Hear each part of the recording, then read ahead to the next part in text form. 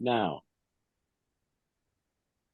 Okay, so we're recording. This is the 12th of January, 2 p.m. Bali time, and we are joined by Mary in Malaysia and I Hamish down in Australia. So I wanted to maybe if you could introduce yourself to the listeners. Do you want to go Hamish, ahead, you want to Hamish? start? Yeah. Yeah, okay, I'll start. So hi, my name's Hamish, and I do a lot of, I guess the best way to describe it would be interdimensional spiritual work, healing work directly with people, but also grid work with locations, houses, stuff like that.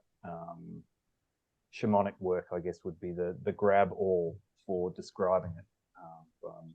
Have a family, married with 3 children, living now on the east coast of Australia.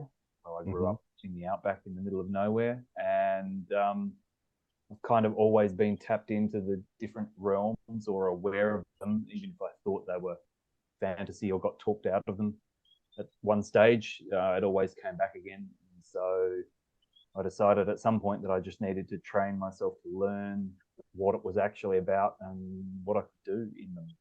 And yeah, helping people just comes naturally. So that's what I do. And you've been basically able to astral travel ever since you were a kid, yeah? Yeah, I didn't know that's what I was doing as a kid. I didn't realize that that sort of power of intention, power of prayer, ability to astral travel and actually do stuff, you know, and not imagine it's not fantasy. I didn't become aware of that until probably about 2008 or nine, I suppose, where stuff started popping up and I started checking out and went, oh, it's not just me being a weirdo. This is actually a thing because I came from a fairly conservative family, and working rurally. All the people that I had stuff to do with were fairly conservative from that level as well, if not a bit religious. I mean, Australia is not big on that, so religion was there in the background here and there, but not strong. And and then I found out that hey, witches and miracles and weird stuff is actually a thing, and so I just went headfirst into it and never came back. And you reckon this is from past lives you've had, this ability, or?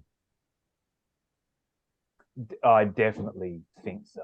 Yeah, I mean, I've managed to kind of train it or hone it fairly well now to be controllable because it certainly wasn't that controllable as a child, although I did have abilities, different ones then, uh, you know, but it's certainly come in like I came in with it. So whether we're going to go the past life route or whether we've only got one life and we jump in, doesn't really matter either way. Whatever that actually is, I came in with them. Steiner has some interesting stuff around that. You know, the hardcore anthroposophy people, they really don't like born psychics or clair anythings.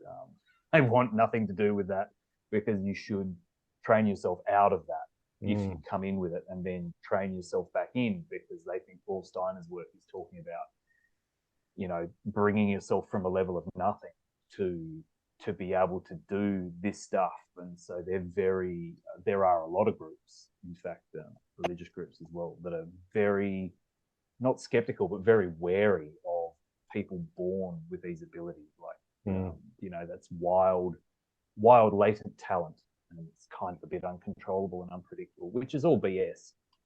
You know, because Steiner was born psychic, so why would he set up a system that discriminates against born psychics? It makes no sense at all. And how accurate did he call the mess that we're in, huh? Right now? Like Steiner's like, whoa, He on nailed the it. money. Absolutely nailed it. And what about you, Mary? Um, I'm currently living in Malaysia. I've lived here for about maybe 35 years now. I felt driven out of UK, which is my home country, because of the dreaded Margaret Thatcher, and came to look for a new experience. At the moment, I'm doing English teaching, but I've had quite an eclectic sort of working background, including social work, working for the media, for a news organization, television news organization. Um, and, that was making me become increasingly cynical. So I decided to step away from journalism altogether. And now I'm kind of a bit, maybe I'd say I'm quite anti-journalism, in fact. When I was a journalist, I used to wear that badge proudly, but I'd be really ashamed to call myself a journalist now based on the mainstream journalists that I have seen. Um, I always felt different, I suppose, that something happened to me when I was 5, and I'm still not entirely sure what it was. But I think I just got connected to some sort of other kind of energy. I was able to spend quite a lot of time on my own as a small child. And it was during those times of solitude that this thing, whatever it was, happened to me. And since then, I've always really been a bit of a misfit, so I've never really trodden the well-trodden path of marriage, kids, mortgage. I've always managed to avoid that. And I've always been really interested in pushing the boundaries of knowledge and experience. So I've been dabbling in Buddhism, and I got very interested in the mystery schools at one time. When I was younger, I used to read stuff by one of the people that really had a big influence on me was Barbara Marciniak, who wrote the books about the Pleiades and stuff. So I seem to have, I would say I have a more intuitive understanding of what I think is going on.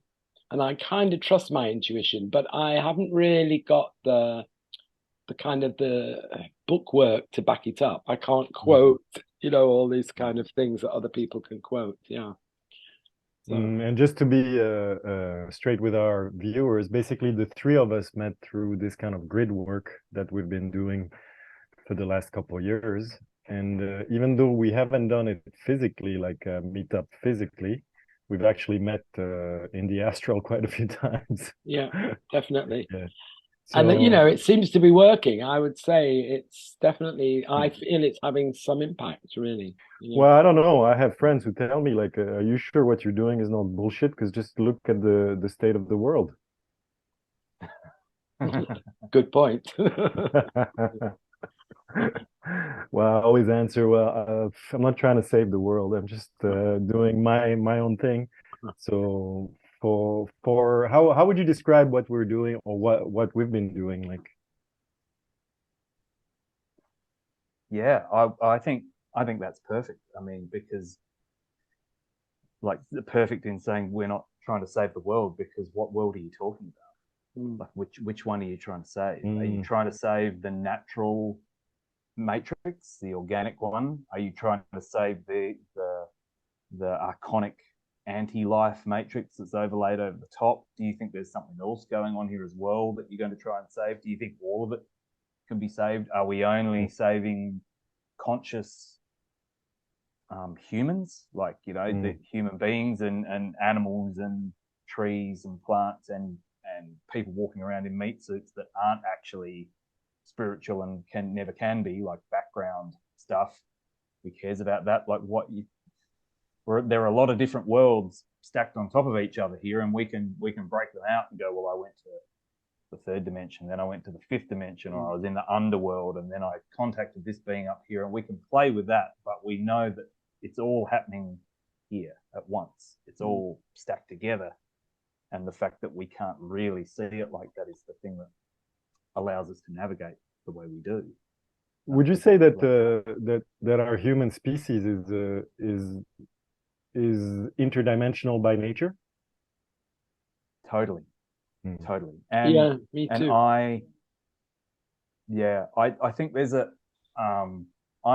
I'm playing around with this a lot at the moment, like the difference between man and human. Is there a difference? Is that just a story in all these old stories that there were two different beings down here in these physical forms? Everyone's got a soul. Does everyone have connection to spirit or divine spirit or not? Is that the difference? What are so there are abilities that people with that divine connection have, but then there are also abilities that people that really don't seem to have a divine connection and probably perhaps never could. There are still abilities that they have that are just baked into this cake, whether they use them or not. And I would say telepathy, just as a complete throwaway, is something that if you're in one of these things, kind of looking like a human or a man, telepathy's baked in, just as a throwaway. I think there's probably 3 or 4 abilities that are either always switched on or you can switch them on, and that doesn't mean you're any more or less special. I think that just comes in the package. Yeah, I agree, actually. I think certainly with the idea of telepathy, I think that we all definitely have the capacity to communicate telepathically, but I think most people are just not aware of that or awake to the possibility of just trying it, you know. In terms of the work that I've been helping a little bit with you guys doing, I see it as being sort of like treating the planets. You know, it's like a wellness thing for the planet. You know, treating the planet's circulatory system, the nervous system, the organs of the planet. Because I think what we all share is that we all totally believe that the planet is an intelligent living being, and has been really attacked for many, many centuries by people who maybe are not human. I mean, I was interested what you were saying, Hamish, about the human and the man, because it seems to me, and I'm a bit sort of shy to say this in a way, but I'm starting to come to the conclusion that not everybody has got human qualities. The qualities that I associate with being human, some people seem to be completely devoid of. Things like compassion, empathy, kindness.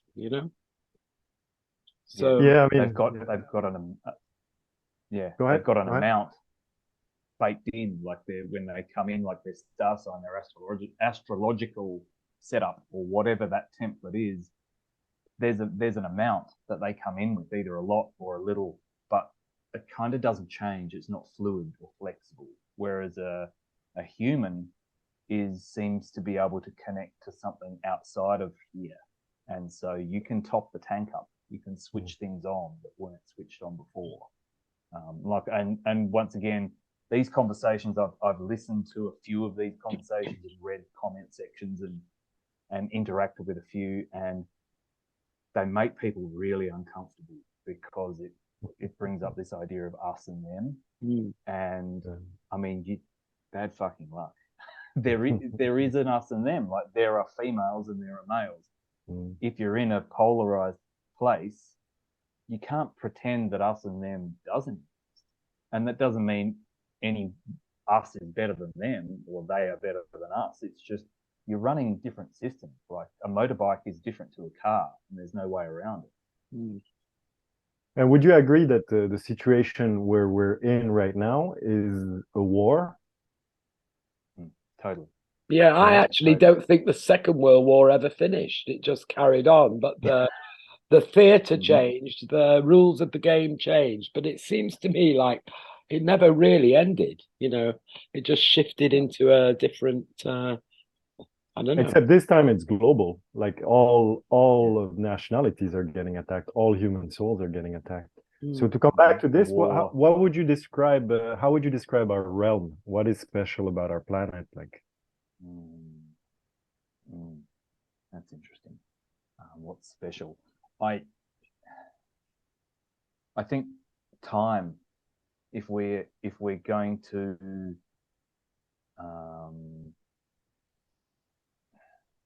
I'm sure, like I saw the post that I put on. I was having this thought the other day about maybe there are 12 dimensions and 9 worlds, and the worlds are actually a whole universe. Like we say, Midgard is Earth, from Viking, and then there are all these other Asgards and other worlds. But what if Midgard is actually a realm?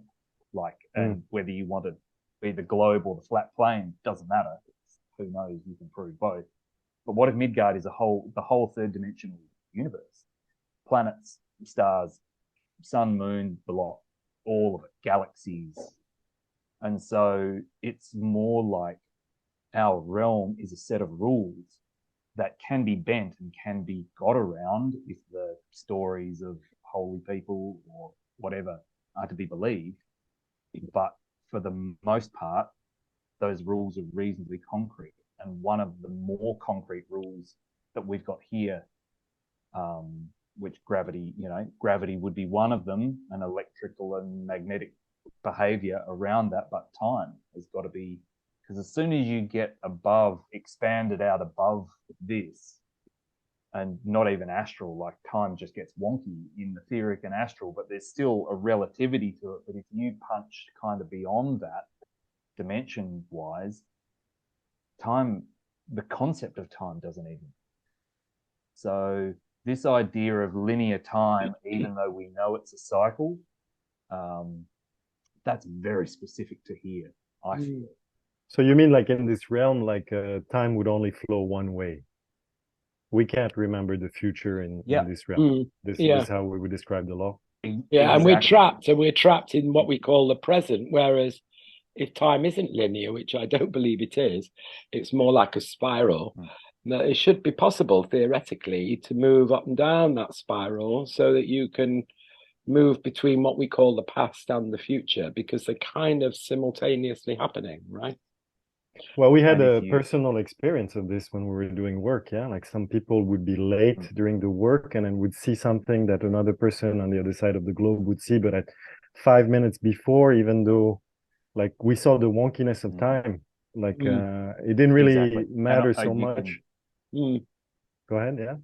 It doesn't seem to, because I'll go out on a limb here and say when you get above or more expanded, there's more, if we're going to talk fifth dimension or that, that wording, but there are more points of contact to observe. Basically, there's just more going on. Further up you go, it gets more expanded. It's not that time doesn't exist, it's that you can realize it's all happening in the now moment. So you can make a comment, Mary, like we're kind of trapped in the now, and we can't easily get the future or the past except conceptually. But what if that now moment could actually expand out to include the future and the past?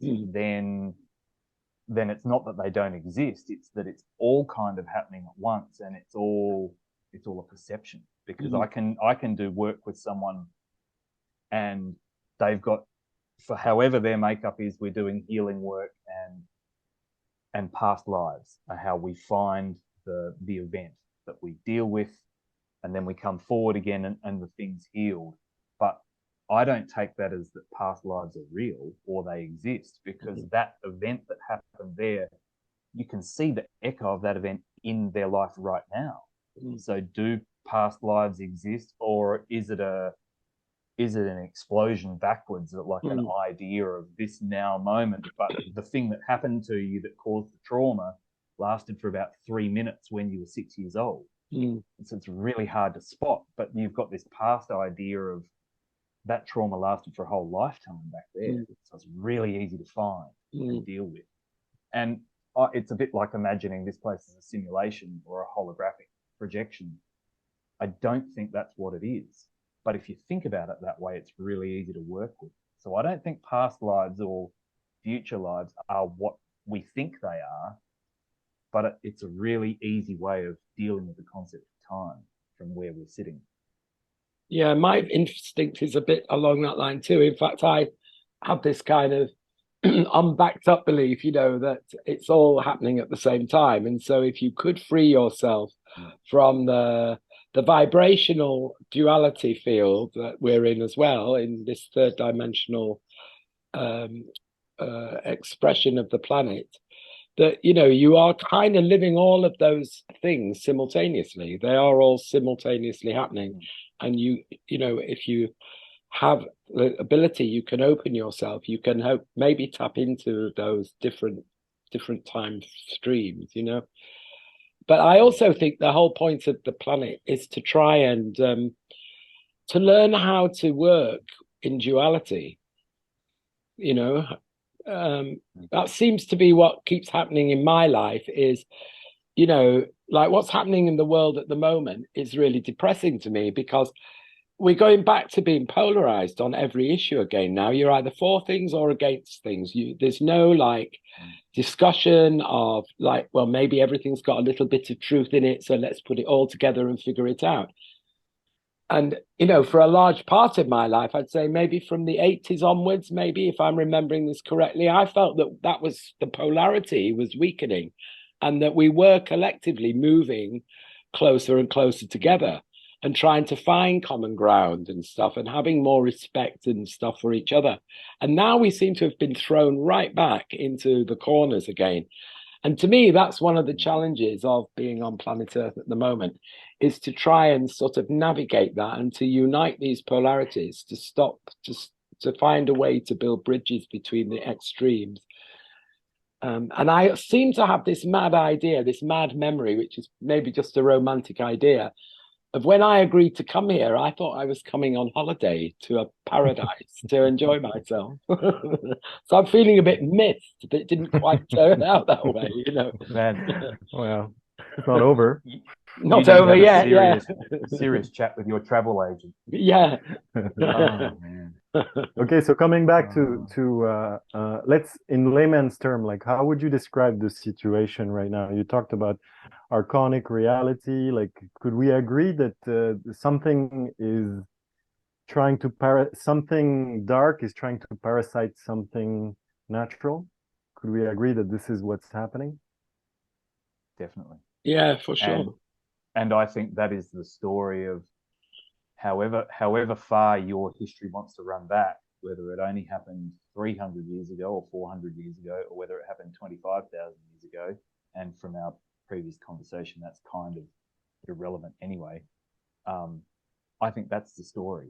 When you do, like I said, I went looking for answers as to what this thing that I could do was. What was it that I was experiencing? And I looked in all the different religions and all the different mystery schools and all, and I just like inhaled information.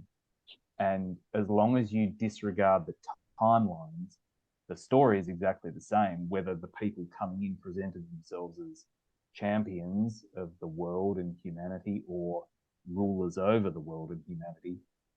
Something came in and parasited, you know, the Watiko idea. Something came in and parasited the humans and the men. And that parasite is what we see now. And to riff back to Mary's thing, I wonder if we tried to bring it into the neutral point and it didn't work. And so we went, all right, well, we'll hold the neutral point and we're just going to throw it out as far as possible. And you're going to polarize so far, it's going to blow up.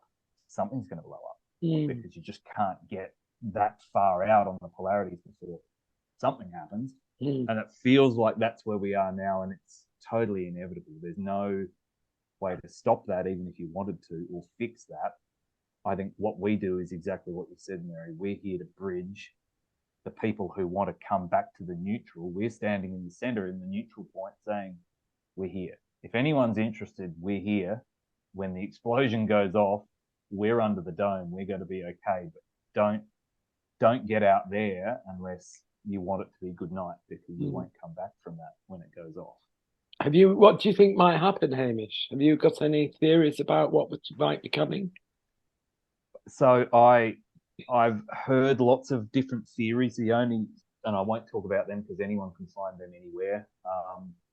The theory that I've had personal experience with before I heard about it was that idea of a solar wave or a solar flash. I don't know that solar is the right way. I don't know if it comes from the sun or if it just comes through the sun. But this idea of a large plasma electromagnetic wave rolling over the realm, and it feels like it travels quite slowly, but there's no way to avoid it. You can't get in a bunker. You can't get in an aeroplane.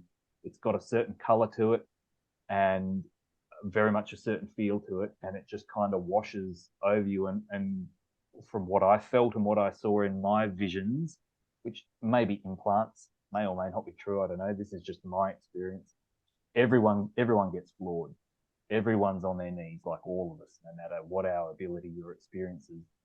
Some of us get up faster than others, and we're the ones that help the other ones to get up or to ride through it or to deal with it. But there are some that don't come back from it, and the more parasited you are, the more heavy metals you've got in you, the more polarized you're thinking, the more that torsion, like that distortion, that internal, the more you're at war with yourself and everything around you internally, the harder it's going to be. But it's going to be big on everyone. What it described itself to me as was an orgasmic energy.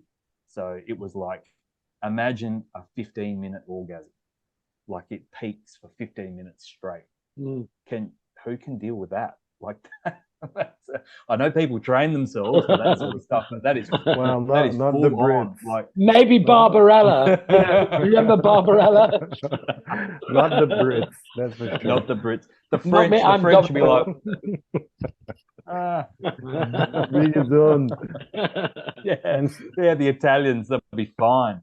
But that's what it felt like to me. It felt like an orgasmic energy from the inside out that just goes and goes and goes, and you never really come down from it.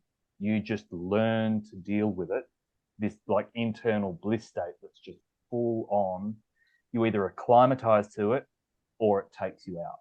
Right. Now, that could just be my personal view of some event that comes, and other people might see it as alien spaceships coming to save people, and some people go that way and some people go that way. I don't know, but that vision was given to me in maybe 2014 as a dream, and then in more detail as a waking vision, like an astral journey. And then by 16, 17, I was starting to hear people doing a lot of the quantum hypnosis regression stuff, and this story of this solar wave or flash just keeps coming up again and again and again. So it's out there, whether it's real or not, I don't know, but it's got. And what's the time frame for this? Like, what do you reckon? For sure in our lifetimes, but absolutely in our lifetimes, we are here to experience it. And that's what I think. We're here to experience whatever it is. I've felt all my life that I was here to experience and witness something, and it's not happened yet. My life's not got much left not yet to it, so I'm expecting it quite soon now. Yeah, and there are people who are older than I am, like quite a bit older than I am, who have said they're maybe even in their 70s, saying, "Oh no, I'm here for this. This is coming." So I mean, for me, it could have happened any time since 2016. Right. I was ready for it. I was like, "Oh well, other people are talking about it. This must be coming soon." But as we said, outside of that time frame, soon could be the end of 2023, or it could be the end of 2053. I mean, who knows? Well, I'm one of those in the 70s who's been here waiting for it for a long time. I've been waiting for it since I was 5, and it's still not come. But I was interested when you talked about this big solar sort of flash, because one of the other things I'm involved in at the moment is this group, this little organization called Greenspiracy. And what we're trying to do is to wake people up to their true selves, to their true identities, so they stop destroying basically nature and they start to live more harmoniously with other beings on the planet, And the founder of Greenspiracy has this story, and in the story he talks about the creator God sending out a tongue of fire towards the planet because he's so enraged by how destructive we have been. We've been given this beautiful jewel of a planet, and we're just really using it like a toilet. And he just finally loses his temper. but is it so it's really a similar thing, but that's kind of like a more vengeful thing, like it's a conscious thing. Whereas what you're saying is it's probably nothing to do with consciousness or any kind of what we would call a human emotion, right? But is it really our fault? Like, is it? Well, that's what I think. No, it's not our fault. No, I don't think it's our fault. I don't think humans. Yeah. Anyone who says human nature pisses me off, because the things that people relegate to human nature is parasite nature, And we are not parasites, and we don't behave like parasites. Let's talk about them. We can. Yeah. Yeah. Okay. Like Yeah, go. No, like how would you how would you describe, who are they? Who's the parasite here? Okay, well, good question. There, Archons is a good name. That's from the Gnostic stuff, and it just means boss in Aramaic or Greek or whatever. But the interesting story about the Archons and the Gnostic story of Sophia and all, there's a whole thing about that, and it's very multi-leveled. There's like all of that stuff. But the really interesting thing about it is they talk about Sophia or Sophia or wisdom, coming in, being unwise and saying, no, I want to come in and experience this, like fallen angel stuff, right? She comes in, bang, and creates this reality that we're in, whether that's the globe rock that we're on or however you see that. But in that action of this coming in from the center of the galaxy or wherever it is and manifesting to go, what might this feel like to be in physical form? It accidentally creates these parasites that look like insects and are called Archons. They're big bosses and they're hard to deal with, and they're inorganic. They're anti-life.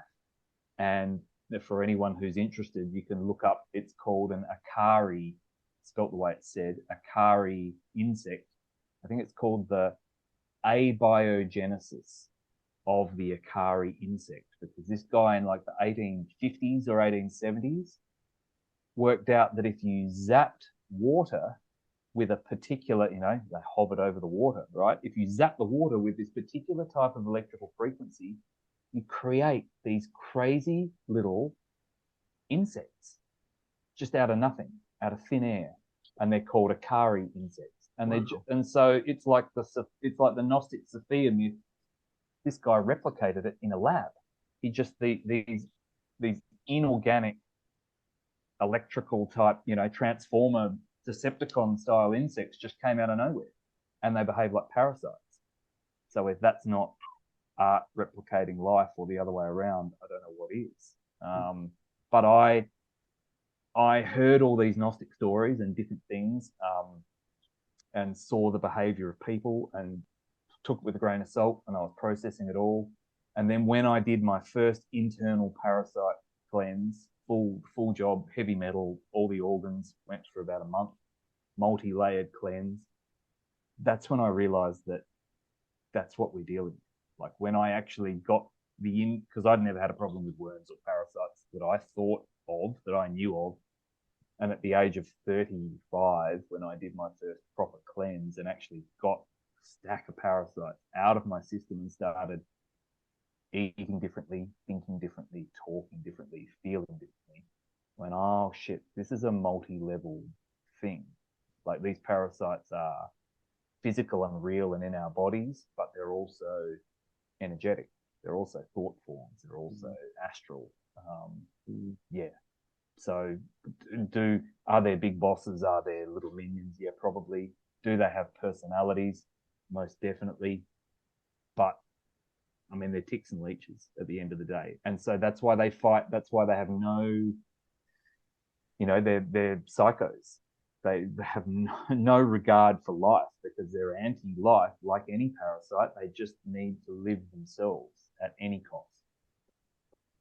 And is it in the natural evolution of this realm and of our species that this has happened, this infection happened? No, I don't think. Like whether there's a gain outside or this is like a level we've got to go through our consciousness, or maybe there's something to that. But the idea that parasites were put here for a purpose to test us or to run the show, or no, it's an accident or an attack, one or the other. I think this realm, this place was probably set up as a playground and a testing ground for consciousness, to pretend to have senses and be in a physical form, and I think it got hijacked. I think it got infected. by parasites. And you think this infection only happens on our planet, or it's something that's happening across all of, like you call it, Midgard, or all the third dimension? I think this planet was quarantined in some way because of the infection. Now, I also don't think our sky or our galaxy or our solar system is quite what we think it is, and how we imagine it, either on the flat plane level or on the NASA cartoon fiction level. I don't think either of them apply. It's something different again. But in the Gnostic story, the planets, like the wandering stars, were birthed by Sophia to house the Archons, because they were here and they were stuffing up her, like it's her, right? This whole thing is her. It's not just her project. We're living on her. We're living in her. And so the story goes, they were her mistake, and so she went, well, I can't just kill you, because even though you're an accidental child, you're still my child. So I'll make other homes for you to live on: Mercury, Venus, Mars, Jupiter, Saturn. There you go. Now you can go and live on those homes, whether that's astrally, energetically, or physically, I don't know, and stop annoying me, because this is my home. This is actually me, and I don't want you here anymore. And so they did that for a while, but parasites are going to parasite, and this just looks too tempting. And so back in they came. Now, there's a big amount of allegory and grains of salt to take with that story, but it describes the situation pretty well when you look at sociopathic CEOs and how schools are set up and how prisons are set up and how businesses have to be run, and all of that's anti-life. All of that is only to sustain that system, and the system is parasitic. So it describes a lot about what's going on, I think. So here's my next question. It was functioning pretty well. They were feeding from humans for so long. Why move into this COVID operation and shake everything up so that they are more visible to more and more people? Well, at least I hope. Like, what's the deal here? It's my favorite quote. It's us, by the way. We gave them enough rope to hang themselves by, and that's what they're busy doing. Because you wouldn't do what they've done. This is an all or nothing. What we've seen in the last 4 years, probably since 2016, a bit earlier. If you're paying attention, maybe you could go back to 2001, like the Patriot Act in the US and around the world.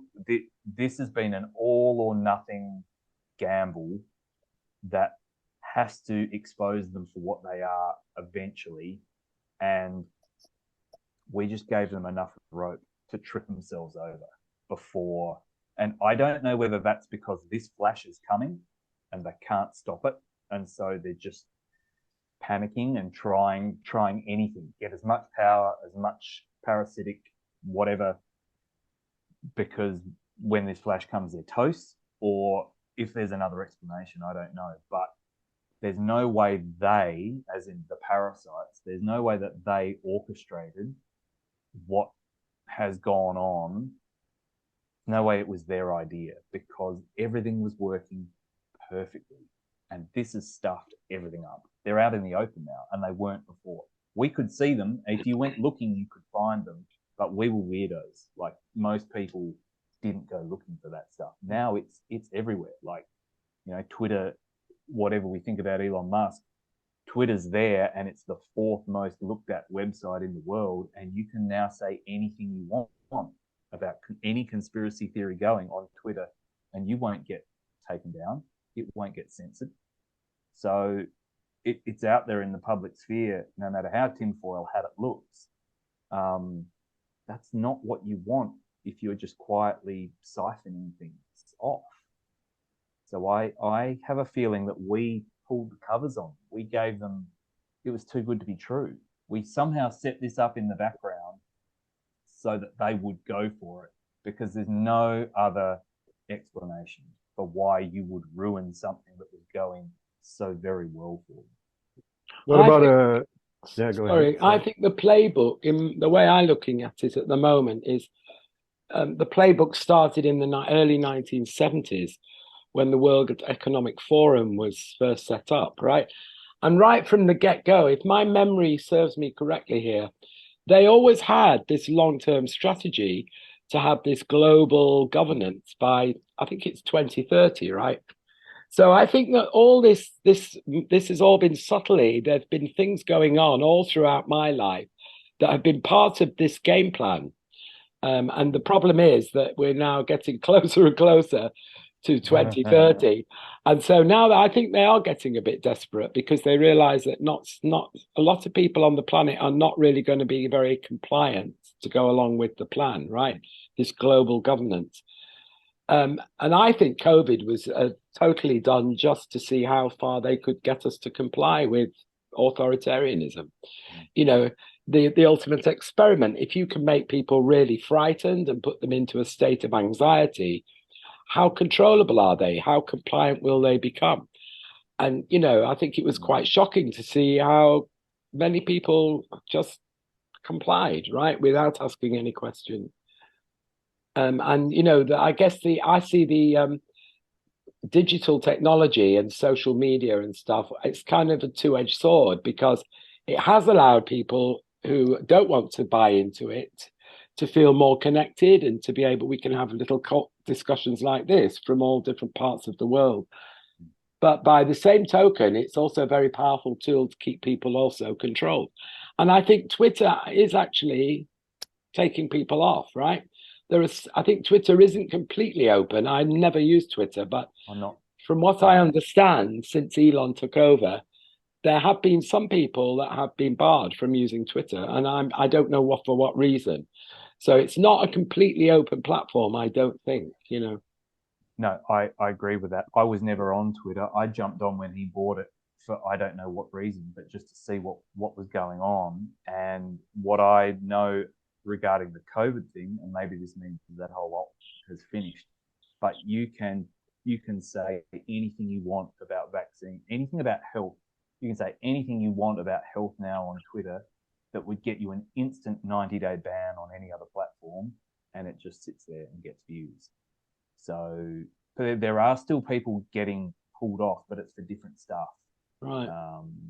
Yeah, so but definitely not really changing the whole situation, though. Like, we can talk as much as we want and complain and point to what's going on, but do you really see changes in the political structures? There's no doctors being arrested. No. There's no real action, though. No, and there probably won't be through that. It's mine. I think the battle lines for that have already been drawn, and they were probably drawn with the injections. Although I'm not welded to that idea, but I think we're pretty close now to the idea of the information's out there, and the information's been out there the whole time. Like, it has absolutely been in the open the whole time if you want to go and look for it. But now it's on Twitter. Like, it's really quite easy to find now. And if you're going to excuse what's gone on, whether you had an injection or wore a face mask or not, you've chosen your side, and that's just how it's going to be. And I see it. It's not like one side or the other. I still see it as a three-way thing, because you're either neutral, sitting in the middle, going, "This is my side. I want nothing to do with any of this," like you're saying, Jono. It's just that none of that actually changes anything. We kind of knew all this before.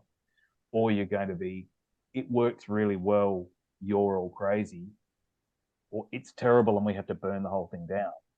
And neither of those are actually going to serve anyone. No. We're back to the polarization again, right? Yeah, we need to hold the middle ground. Yeah, I agree. But the thing that I'm most concerned about, I think, and there is becoming, again, people are becoming more and more open about discussing this, is the incidence of excessive deaths that's gone right up since the COVID vaccine rollout, right? And people are now starting finally to talk about that a little bit more openly. But I've seen graphs where it's kind of clear, there's a really clear correlation between the rollout of vaccines and the increase of sudden death, right?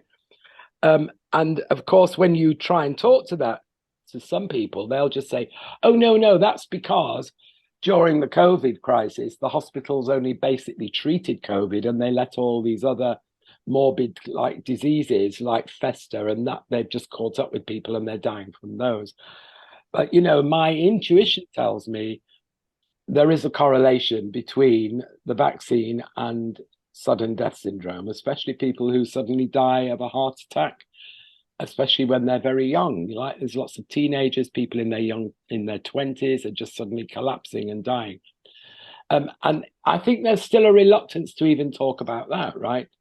One doesn't even know if the vaccine companies are even factoring that into a possible side effect of the stuff they've been shoving into people, right? Could it be that this whole thing is just different factions of parasites fighting for different direction of their host?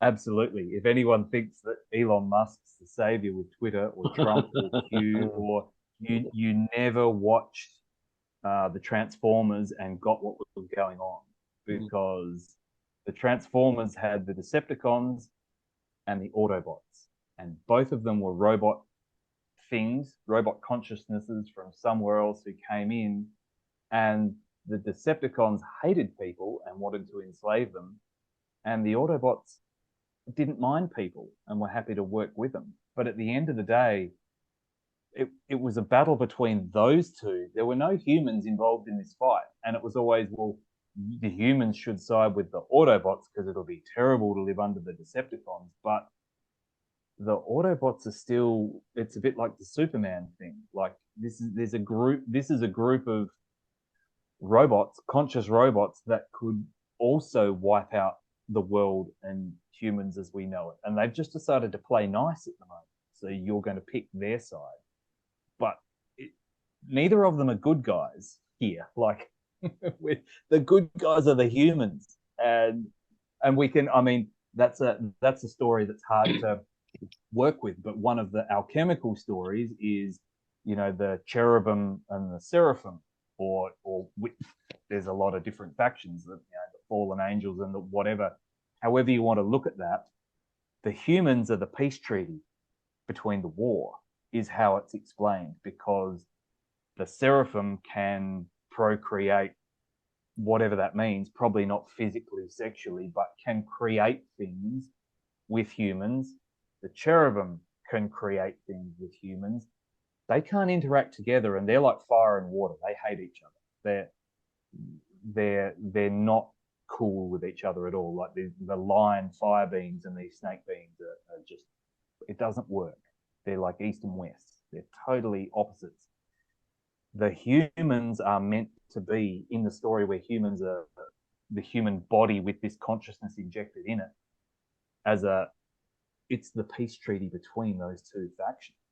So we're still talking about potentially two groups of parasites, and we are the antivirus. That's the whole point of a human. Like, we know we're not these meat suits. We know we're not these bodies. We're not even these souls.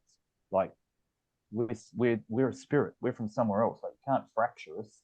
You can't fragment us like a soul. You don't need to go and retrieve bits of us. There is an eternal bit of us from somewhere that doesn't fracture or fragment.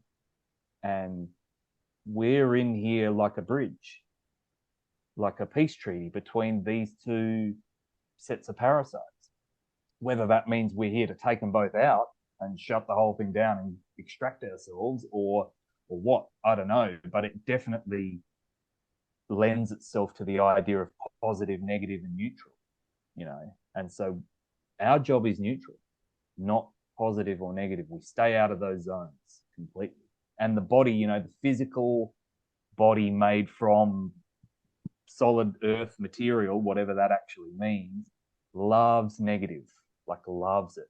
Waterfalls, being by the ocean, negative particles, and anything that's positively charged is like a toxin for us. So these are your Decepticons. They're really toxic.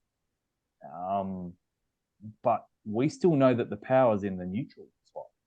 The power's in the 0 point. It's not in one or other polarities. It's when you try and push those two magnets together and they won't go. That field that's created, that's where the power is. And that's what we're about. That's the whole point of us being. And would you say the difference is like we can evolve, but these parasites cannot?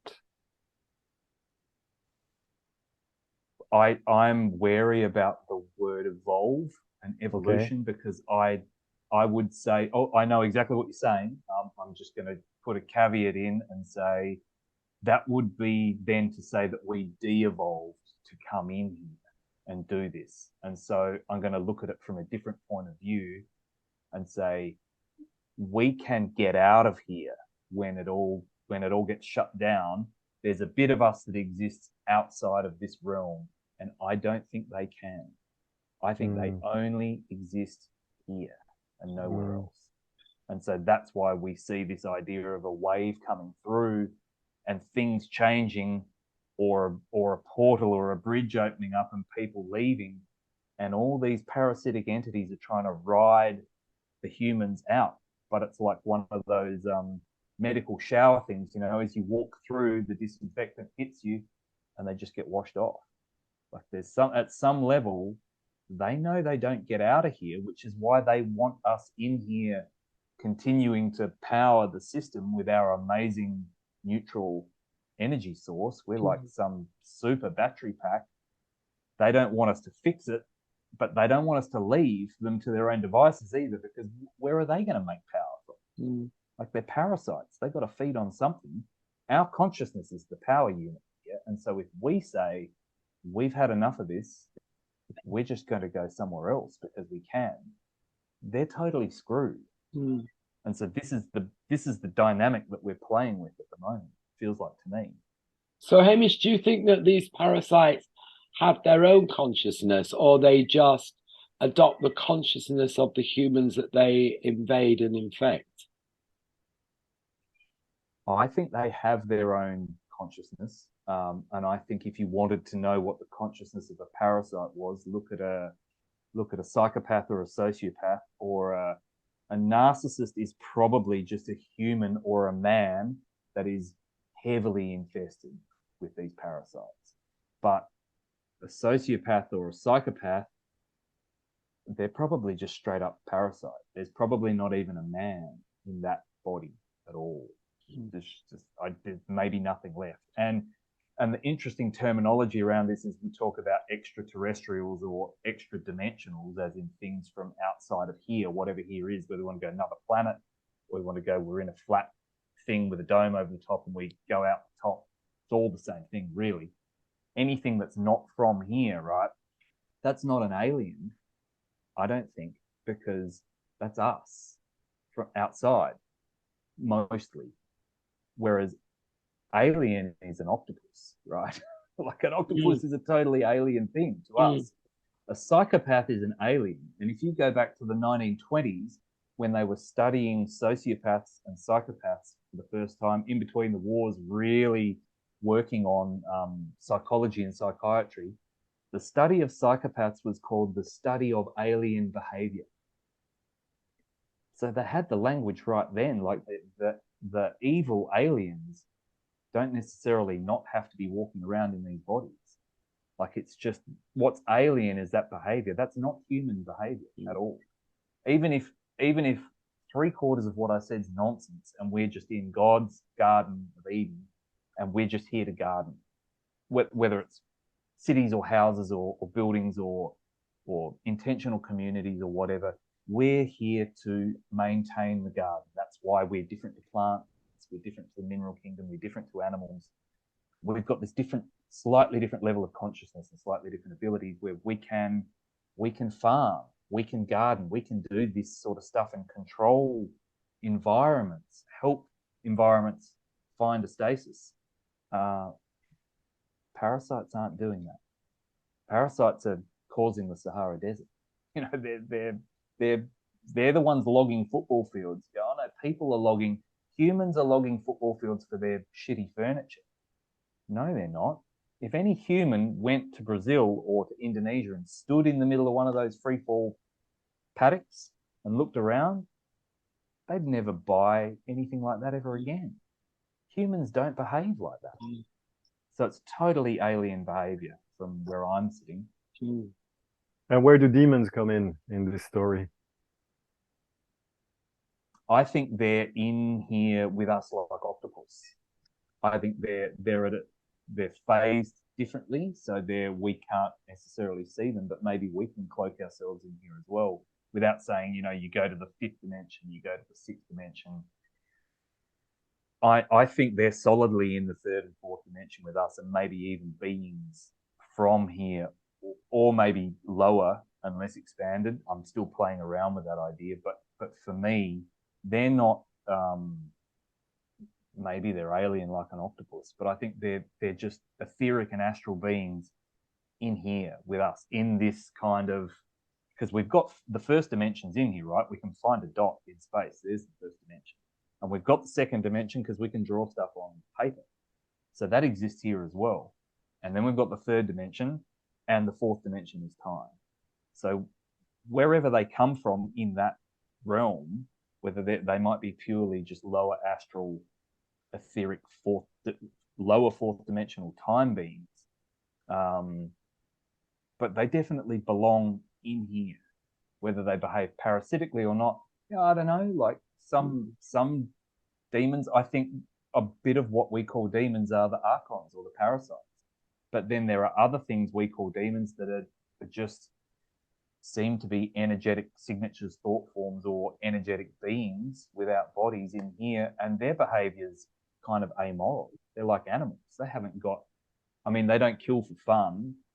They kill to eat, just like an animal does. But it's not necessarily parasitic behavior. It's just they are what they are. They don't have the morals that we have, but they're not bad because of that any more than a group of wolves are bad because they, run down a family that's trying to walk from Poland to somewhere out in the forest and they get taken out as food. Like, that's not bad behavior. That's just animals feeding themselves. Yeah, I don't really have a fix really on what I think demons are, but my instinct tells me again that they are a phenomenon of the third dimension, this reality, because of the duality, because of the polarization of this third dimension. So if you create a god, you're going to create the opposite of that. You're going to create a demon. So the two things exist together. You can't have one without the other. You can't have this reality with just gods without the demons, and you can't have the demons without the gods. They are like energetically connected to each other as opposites of the same stream of consciousness, That's a nice segue to talk about Satan and Lucifer. Yeah. On that note, I'm just going to quickly go and visit the small room, and I will rejoin you guys in a moment. Okay. Okay. All right. So let's talk about these douchebags. Yeah. All right. And now we can call them demons, but they behave to me. They're what I would call an Archon or a parasite for me. They're not. But so do you go? No, but you reckon they were born parasites or they chose to become? No, I think they're infested, and I think they're so heavily this is a feeling, right? This is right off the top of my head. I think they were demons, just like we are humans and other people are men and whatever. And I think because demons are conscious and they have power, just like an angel, say, they can be infected or infested by these parasites. And I think they're so heavily parasited that we get what we get. We get these things that kind of are like Archons. That's just a call that I would make because the beings that we're calling Satan and Lucifer seem to have personality in a way. Oh yeah. Whereas the Archons, as they're described, they don't really seem to have personality. They're almost like a program. They're a one-minded. So it can seem like they've got a personality, just like an AI seems like it's got a personality, but the parameters are actually really narrow. And when you find the outside edge, you can go, oh, actually, you're an automaton. You're not. You're just a program running. Whereas these guys don't operate like programs. They seem they're at a consciousness level more like us. So maybe maybe the Chinese idea or the Asian idea has got a little bit more legs to it as well. And maybe they're humans that just got so heavily parasited, but very strong humans. So they've got divine connection. They've got all of the powers that can possibly come online, but they just got so powerful and so heavily parasited over such a length of time that this is what they became. And you reckon they're at the top of the pyramid, of this dark pyramid? I think they're at the top of the third dimensional pyramid, third, fourth dimensional pyramid. Yes, absolutely. And at the top of their pyramid are the parasites that drive them. But they're kind of gone for all money at this point. Like, can you tell the difference between the parasite and them? No. And between the two, who makes the last call, the biggest decisions?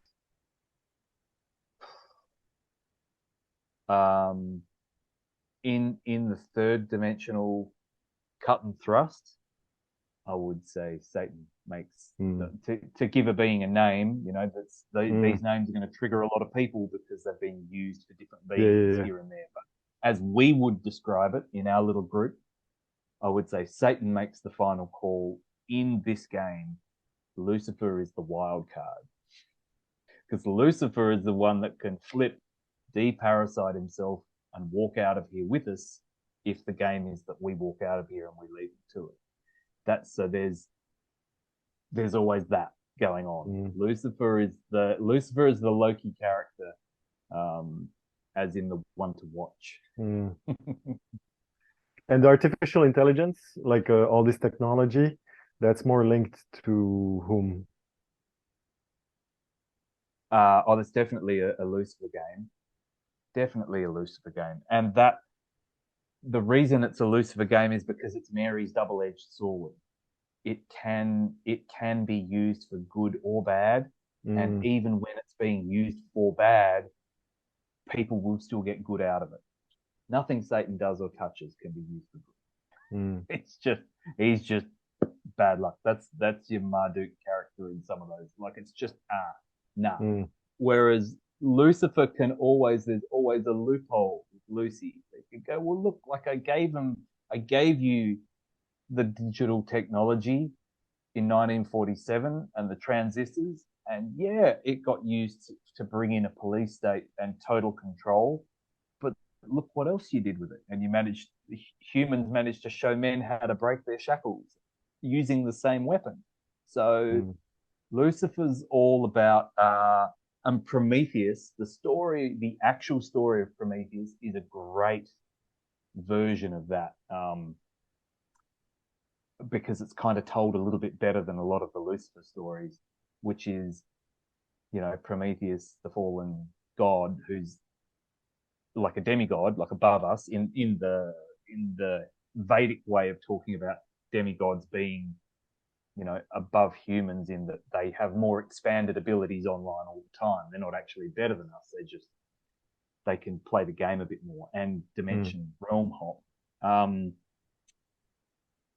That Prometheus gave, fire to humans or swords or weapons. What a shit show. Like, what a shit show.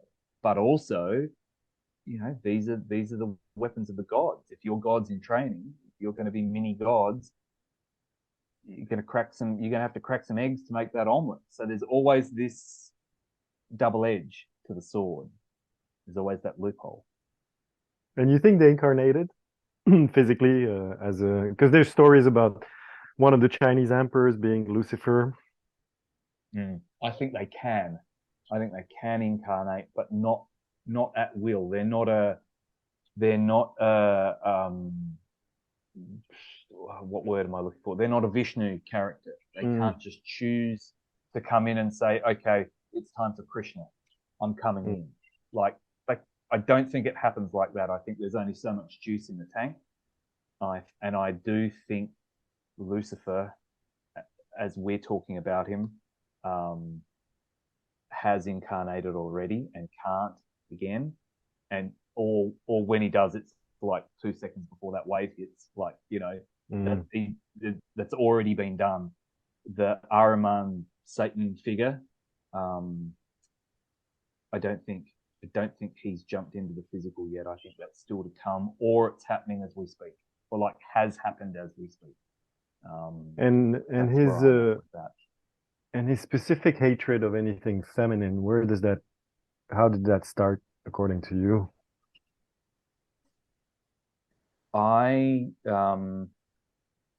For me, I can link that back to the I always get mixed up with the Yahweh and Jehovah, but you know, whichever one that is that he's linked to, the other name is but Sophia, you know, the name that in the Gnostics give the creation of Sophia.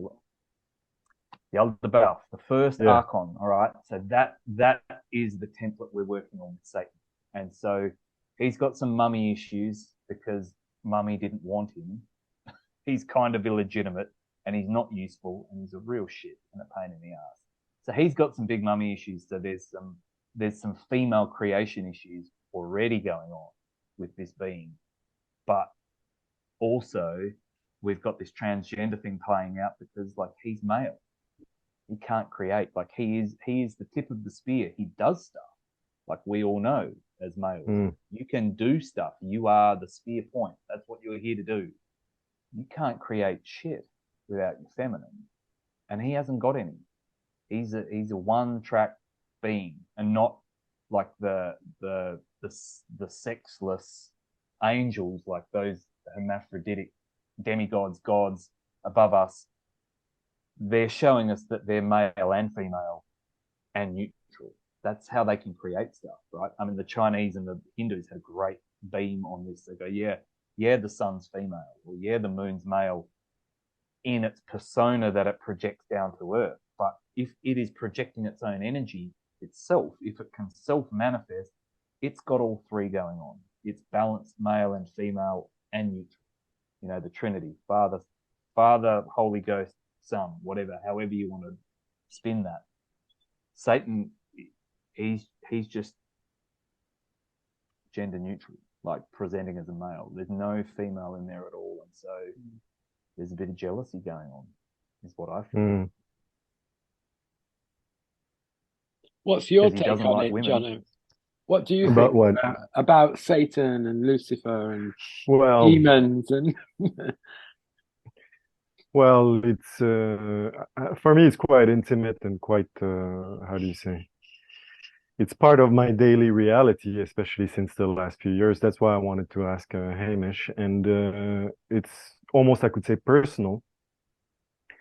And so I was always wondering whether he was born that way or he was traumatized and became that way, or if there's something missing in him, you know, like compared to even his brother Lucifer, you know, like if it's maybe he doesn't have an emotional body. What do you think? What do you reckon? I think you hit on it when you said there's something missing in him. Yeah. Like when we look at the conglomeration of all the stories, because they're all kind of true and they're all false at once, right? But the bits we can pull out of that are however he was created, because we're all in created bodies, we're all sort of created beings. So there's nothing. However he was created, it didn't quite go correctly, or he was an experiment to see what it would be like to just create one pole, like just male or just female, and it's a bit of a hybrid, strange thing going on, and I really think when we lean on, when you kind of feel into the stories and you feel into the energy of this being, like he's made it worse over time, but he was created that way, and he didn't take the lesson very well. Could you at all? Could you imagine, like, would it be possible for the source to one day want to create something completely disconnected from the source, just as a desire, as a wish? And could anything exist that is not part of the oneness, or is that like I'm going to say no. Okay. I'm going to say no, not possible. So even if they think they're disconnected, even if they feel they're disconnected, even if they behave like they're disconnected, if they were birthed out of that space, which they were, then they're connected to it. And they're going to go back there eventually. It's just how it's got to be. So you can, and we see this play out in miniature in people around us or stories or whatever all the time. Yeah. But like I say, the king at the end of the game, the king and the pawn go back in the same box. Like it's, we all come from the same place eventually. And I guess we're living the end game right now on this planet. I think we are. Now there are people that look at history. That's got a bit funny over the last few years.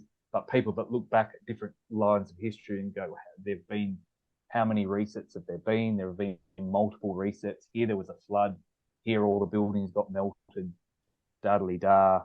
We're in a reset, and the game will keep going afterwards. This is just a reset, and some of them are trying to turn it into a great reset. I don't feel that that's what this is, but maybe that's just because I'm sitting in the middle of it and I lack perspective. I feel like whatever happens, when it happens, this gets wrapped up and we all adjourn somewhere else. And it might be just like this. It might feel like this. We might not notice anything different, but everything points to this realm running out of energy. All the stories, all the feelings, all the feel like it's the plug's been pulled on here, and the time is counting down, and eventually we will leave here, however that looks or feels energetically, and go someplace else. And I also feel like we get split, and so one group that chooses to goes that way, and the other group that chooses to goes that way. And it's just been, I've just felt that my whole life. I don't know where that's come from. That was what the harmonic convergence was supposed to be about too, wasn't it? Was that I can remember at the time this idea that during harmonic convergence we all chose. You know, we maybe didn't choose consciously. Yeah. Maybe we made that choice while we were sleeping or something, but we chose which branch we were going to go down when this time came for this present civilization to come to an end. We were going to go in one direction or the other. And so for me, it's a kind of a done deal. We don't need to fret about that. We already made our choice, and now we're just waiting for it to actually materialize, you know? And what could people do to prepare for this, like in their daily life? What would be your general advice?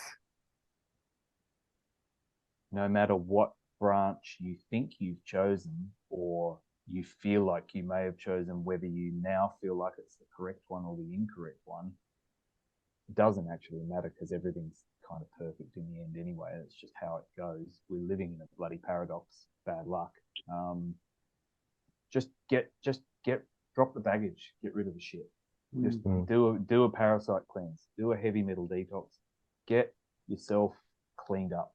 Like just clean up your food. Clean up your breathing. Like start breathing better. Clean up your water. Clean up your thoughts. Because the cleaner you are, and it might never happen. You might die at 90, and there wasn't any flash. No ships came. We were all talking shit. There's nothing wrong with cleaning up your life. It's going to make your life better anyway. So might as well do it. But it feels to me like we're going to go through some sort of like a curtain of energy. It's how it gets presented to me, or like a grid, and anything that's not us doesn't come through. And so if you were getting pushed through a sieve and you had this emotional attachment or an old saying that your grandma used to tell you, or a relationship with someone that you hadn't dealt with properly, this, you know, alien parasitic thought form around it, and it's in you. Well, the Civ's trying to pull that off because it doesn't get to come, and you've got to go through that gateway, and you're holding on to it going, no, that's me. That's like my heart, my liver. Like, I'm not going to go without my heart. We see that with energetic work with people. Their body is literally holding on to the tumor, the toxin, or whatever. And if you can just let that go, shit, life gets so much easier. Yeah, I would say the best way to prepare for what's to come is to just really become fearless, you know, to try and lose fears, to figure out most people are riddled with all sorts of fears, you know, and to start really trying to acknowledge those fears, let them come forward, deal with them, embrace them, and just let them go, right? Because I think, you know, to have a smooth, I agree with Hamish too, it's good to clean out the physical body and everything, but we really need to get rid of all these mind parasites, these mind toxins that we've infected with, right? And to really realize that this is just a moment, and this is we're quite insignificant actually in the greater scheme of things. And that whichever way you chose to go, everything is going to be okay in the end. It's just your experiences will be different to each other's, but the end point will be just okay, you know. And so there's nothing really to be frightened of, right? Well, let's see. On that note, I'm disappearing again because it's now pouring down with rain here, and I'm frightened the computer's going to get wet, so I'm going to turn. Okay, but I think we can stop here anyways, Mary. So well, okay, you two can carry on if you want. No, but like I want to thank you for taking the time and answering all these questions. It's been very helpful, actually. Yes, it was nice to chat to you guys. I'm very flattered to be in such good company. So yeah, so I think you can stop the recording now. And okay.